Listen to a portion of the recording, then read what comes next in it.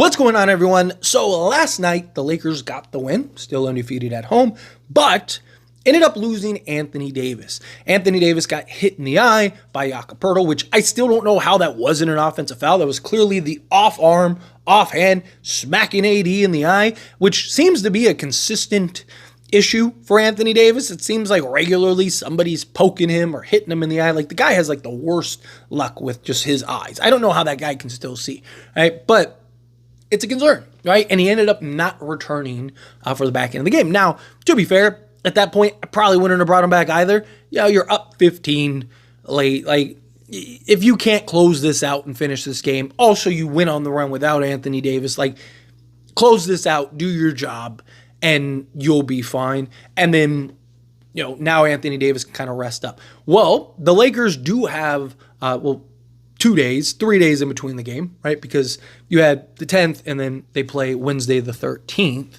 And they play against Memphis, who, by the way, they don't end up facing Ja Morant because Ja Morant is week to week. The Lakers actually, their next 4 games, in all seriousness, they should win all 4 of them, right? Because through injuries and then just bad teams, they should win all of them, right? So, like, Lakers should be 10-4 by the time we get through this stretch. Now, obviously, you know, it's easier said than done, and it's very possible, especially the way that the Lakers decide to show up and not show up at times, that may not be the case. But you got the Grizzlies coming up, again, with no Ja Morant. Then you have the Spurs, who you should beat. The Pelicans don't have DeJounte Murray, and they just lost Zion Williamson. Then you have the Utah Jazz, right? Those 4 games going into the Magic, the Nuggets, the Suns, the Spurs, and the Thunder, who just lost Chet, by the way. But still, like that, the back end of this month is going to be tough, right? So you need to win and make sure you're handling business when you need to handle business. You're undefeated at home. That's great.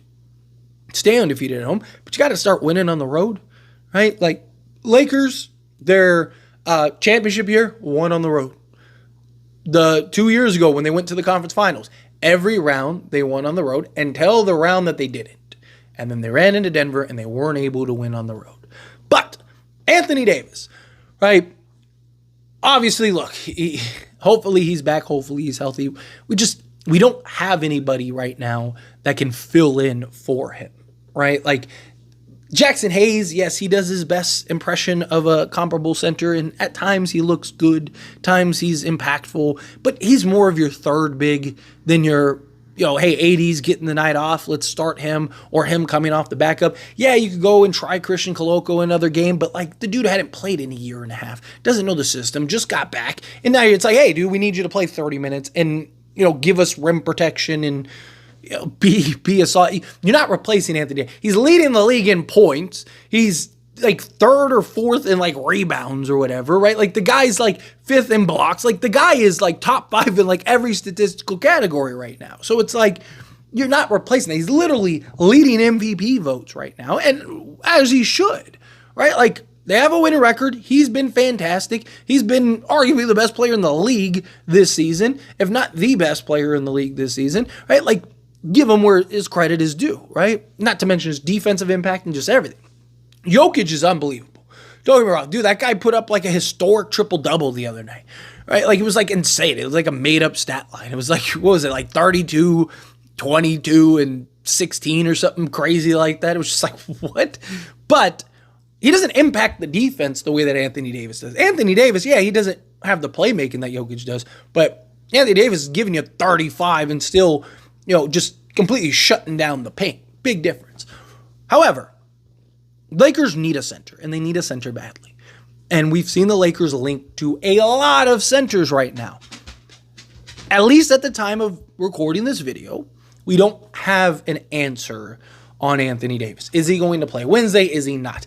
I would imagine they're not going to give us, like, I think they'll give us an update at some point today, but I don't think we'll get the, like, oh, is he out, is he not, until the day of, right? Because even if he has, like, because they said he has swelling and stuff like that, so I imagine that they'll probably give it these few days to kind of see, you know, what's going on with him. Is he healing up? Is he looking okay? And then make the call and then make the decision. However, even if he does miss, right? Even if, let's say he's out for a week or two, you cannot make a panic trade for a center. as frustrating as that might sound, as frustrating as it is for me to say, it's the truth, right? The fan in me is like, go trade. What are you doing? 2 first, Walker Kessler. You can't do that. You got to let cooler heads prevail. Lakers have to stay the course. They're in the market for a center. Everyone knows that. All these teams know that.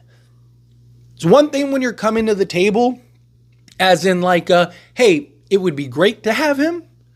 It's another thing when you're coming to the table as like, hey, we desperately need him, right? Anthony Davis is out 2 weeks or whatever from an eye injury, and we don't have anybody that can fill in for him, right? It's completely different scenario. Now teams are, like, hey, buddy, hey, 2 first, right?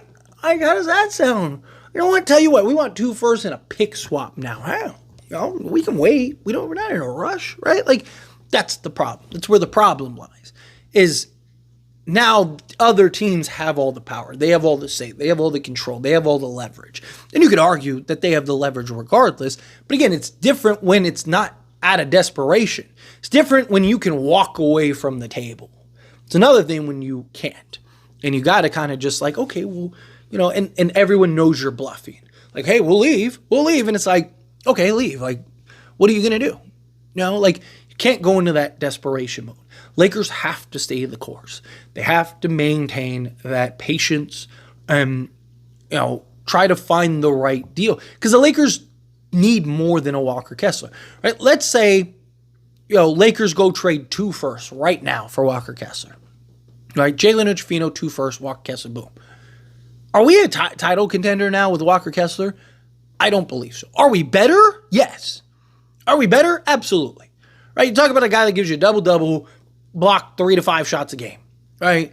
But he's still a project. He's still young, right? He's not like, this isn't Embiid we're trading for here, right? Like, this is a guy that still has his work cut out for him. He's still a guy that has, his inconsistencies at times, stuff like that. But we're looking for him in a backup role, not your starting center this season. The idea is to get him there, right? And have him be just bona fide, 15-10 guy dishing out 3 blocks a game and all that stuff. Defensively, he's there. Defensively, you know exactly what you're getting. It's the offense and consistency in that regard.